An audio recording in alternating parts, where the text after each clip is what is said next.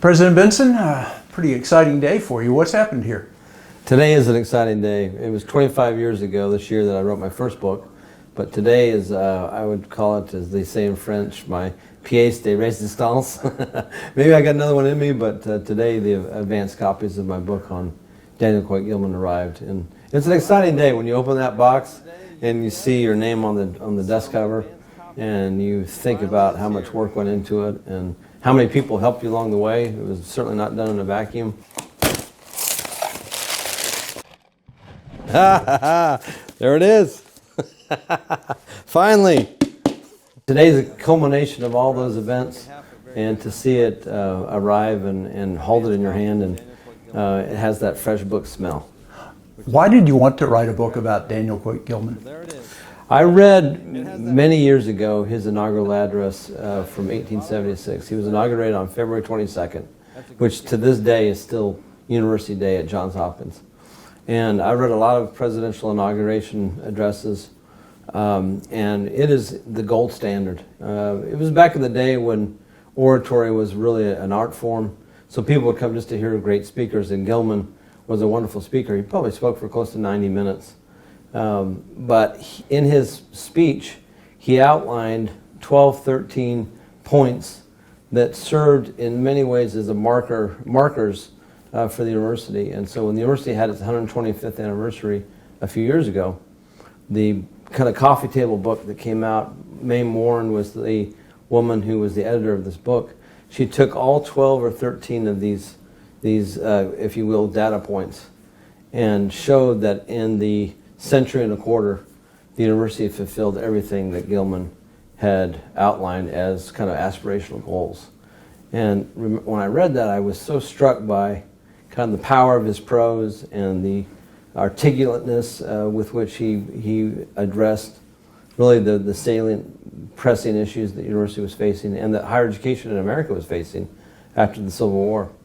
So when I was on campus in 2017, I went to the bookstore and I asked someone if I could get a biography of Gilman, and there happened to be an archivist there that day from the Eisenhower Library. The library on campus is named for Milton Eisenhower, who was Dwight D. Eisenhower's brother, who was the president of Johns Hopkins twice.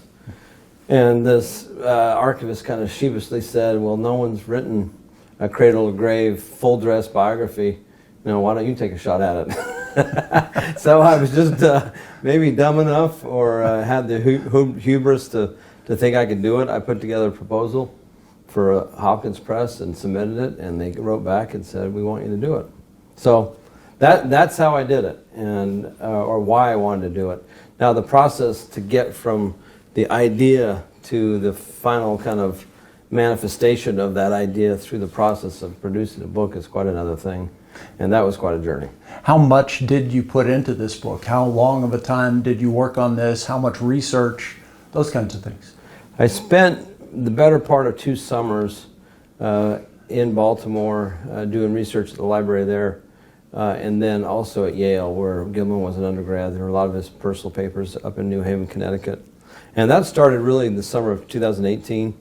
Of course, COVID hit early 2020. I had a sabbatical year, and so I'd done a lot of the research. I had kind of that story book idea. I knew what the chapters would be. I knew how I wanted it to flow. Some of that changed over time, but I began writing in earnest in early 2020, and I kept a very detailed record on index cards of how many words I'd write every day, and I averaged about 15,000 words a month. No, more than that, probably 20,000 words a month. So I wrote 165,000 words in about 7 or 8 months. And then it went through the revision process. I would write, I'd start about 7 o'clock in the morning and write until 6 or 7 at night. Then I'd come back the next day and revise what I had done, and then just start that process over again. How much dedication does that take to commit yourself to doing that and then stick to that schedule? It takes quite a bit of discipline. That's why I have so much respect for writers that are really good, and that's all they do. I mentioned to you before David McCullough, really one of my heroes, who was so good at writing about the 18th century up through kind of current times. I mean, the Wright brothers, his most recent one, Americans in France. Of course, the building of the Panama Canal, the building of the Great Bridge, the Brooklyn Bridge in New York. My favorite, of course, Harry Truman, for which he won a Pulitzer Prize. So, everybody has a different style. You talk about some that don't like to revise. I'm certainly no William Faulkner, but he didn't revise his work. He wrote it and then he left it alone, and he didn't want editors to touch it. My editors, believe me, touched it quite a bit because I had never worked with a developmental editor before, and his name was Scott Smallwood, and he was just so great to work with, a superb editor who would help me with the kind of the storyline. Why don't you take this because it amplifies an earlier story that you had used, and that was a tremendous benefit. So it's a difficult process. Writing's hard, and to do it well, it really takes some discipline. And having the library to myself during COVID at Eastern Kentucky was a tremendous benefit because nobody was in there, and all the kind of hard copies I needed were upstairs, and then I had all the electronic databases that were at my fingertips. This is sort of subtitled "The Birth of the American Research University." Can Daniel Coit Gilman be seen as sort of the father of the American Research University then? If you look at the kind of historical trajectory of American higher education, it wasn't until after the Civil War that a whole new model was developed, and that model was developed by Gilman, where instead of taking the undergraduate institution and then just bolting on top of it a graduate school, from whole cloth he made the research university, which was all graduate students, the focus of his emphasis. And so everybody that had tried to create a graduate school had done kind of the former way of doing things. With Gilman, it was a whole new arrangement. He took the German emphasis on research, on primary research, and then the British emphasis on the seminar method and teaching, and melded them together and created, in many ways, the modern research university as we know it today. So there are other universities that were founded in the latter part of the 19th century. You'll recognize these words, these institutions. Vanderbilt. Leland Stanford got together with his wife and created Stanford University. The Rockefellers gave money to found the University of Chicago. There was another graduate school in Massachusetts called Clark University, and they were all on that same model that Gilman had started. So he is the father of the modern research university, which, by the way, the entire world has tried to emulate since that. So there are elements in his model that had never been tried before. For example, the time from when one got an undergraduate degree to when they began their graduate schooling and completed either a master's or doctorate. The use of external examiners. The fact that you had to have a primary discipline but also kind of secondary areas of emphasis. The fact that dissertations are published. Nobody had ever done that before. And one reason he did it was John Dewey, the great educational reformer, had done a dissertation in 1887 on Immanuel Kant, and it was lost. And Gilman said, we're not going to have that happen again. So kind of the interlibrary loan process of getting dissertations published and then sent to libraries throughout America, that was started by Gilman as well. How do you see this in terms of the interests that people might have in it? Who is going to be interested in this? Is it going to be a general population? I hope there'll be two groups interested in this, two primary groups. One is certainly people associated with Johns Hopkins, because it's a wonderful university that has a tremendous impact on our world in so many ways. $3.2 billion in sponsored research last year. Nobody's even close. Second place is the University of Michigan. They're $1.5 billion behind. So the Hopkins folks that I've talked to, from the president on down to fellow students and faculty, I think they're grateful to have finally that full dress biography of Gilman. Even more importantly, I hope there's a broader audience out there of people that are interested in the higher education system that we have in this country. Clark Kerr, former chancellor of the University of California, called our American system the most effective education system the world has ever known. And to understand its origins and what it's based on, I believe gives us, or I hope it gives us, a greater appreciation that America has a lot of deficits and we're woefully short in some areas, but our university system is still the envy of the entire world. and people come here from all over to study at our institutions. We're the beneficiaries every day of developments, of researches, of discoveries that have come off of research universities and then been perfected, then applied to society's benefit. So I really hope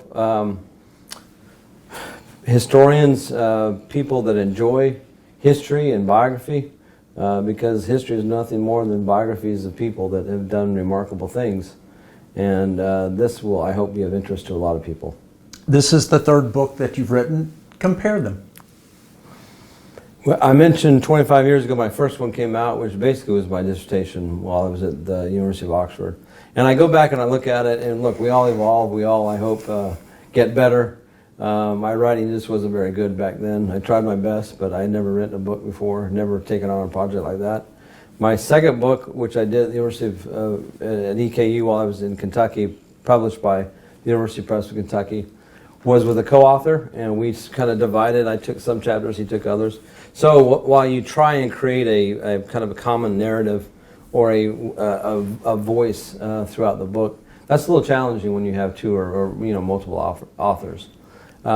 This one I think is I believe is my best work, because I did it with the help of a lot of people. I can't take all the credit, but the research part of it was so much fun, and that's very gratifying. You almost feel like you're a forensic scientist when you find that letter. And Gilman was a prolific letter writer, and he was a diary keeper, and he had beautiful penmanship.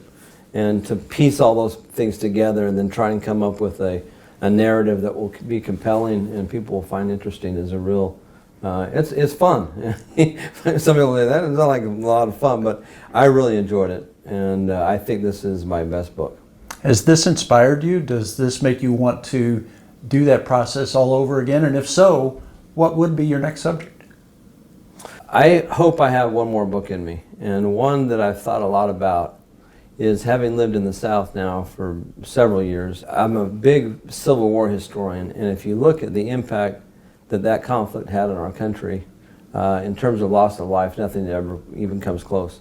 The vestiges of the Civil War are still with us. And the fact that we haven't made good on many of the promises that we made as a country, even year 2022, I think is very telling. And part of that, I would argue, is that the higher education system in the South was completely decimated. And if you think about education being the thing that can change people more than anything else, it's the panacea for just about every ill that we face. And the North was in many ways inoculated from that, because as far as the battle got, quite frankly, the war got was Gettysburg. But if you look at the Southern institutions that were destroyed and the population that was destroyed, and it took years and years and years to recover. Reconstruction did not work in many respects. True HBCUs were founded in the 1890s, and Native American colleges and some other things as a result of the Morrill Act. But I really would like to take a look at education in the South, higher education in the South, and how it's a great way of life in many states in the South, but in those key metrics in terms of quality of life and health care and education and levels of attainment of education and economic prosperity and unemployment, the Southern states in many ways are still behind. And I think there's an inexorable link to higher education and the fact that it was set back decades, if not a century, because of the Civil War. Well, congratulations on the book. We look forward to seeing the next one. And I guess just about anybody can find someone for whom this would be a good Christmas gift, right? I've said that I think we're down to 98 shopping days until Christmas. And the price point is a little bit high, but you can buy the Kindle version on Amazon. And I'm really grateful for the opportunity I had. I'd be remiss if I didn't thank my family, my wife especially, and children. They heard a lot of Daniel Coit Gilman stories at the dinner table. And I hope they have an appreciation for, Dad set his mind to something and he did it, and they can too. And that's, I hope, a lesson for everybody. Well, thanks so much. It's been a pleasure. Thank you.